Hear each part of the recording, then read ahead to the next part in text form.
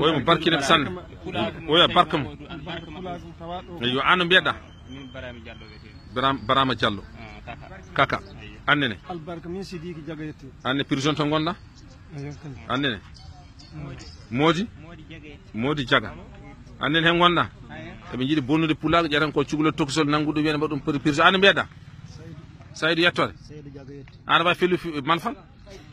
meeda ano bonna e ayna be gacci nay fo ji koppal awa yalla faabo ha joni an mbiyada ha Amadou Jagayet to jeeda e funnaange ha sumpuru annene gido gon caggal to Ali Jagayet awa bismillah moda aw jodde aw ya amin Allah jaram belti san eyo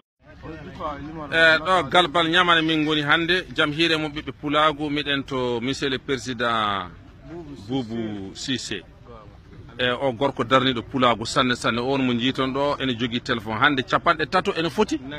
capande tato e nayo be jiiton do be so yaltan dum hande to darden joni do so yaltin dum fi sabu Allah e der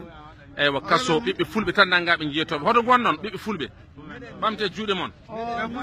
be foye beni to galbal do to jiiru ton ni jaati no jiiru ton no pilmiram mi mabal VGL de Mali min filmar do on jibe be fo yaltinabe prison joni hande c'est le 19 5e mois digidago joni o l'an 2017 no jiiru ton be ni jaati o duwe seede on jibe fo prison on jibe be fulbe yaltinabe prison joni wa Boubou Cissé aw mbiyamo albarka makko pulago so mbawi mbiyamo albarka makko yo boy ardade hano feyi Boubou Cissé anga darne ma yiyama jaati do woni pale makko jaati o pala mo jito dum woni latade amiru heewi ko heewi ardima fewnani fay galle mun saka galle goddo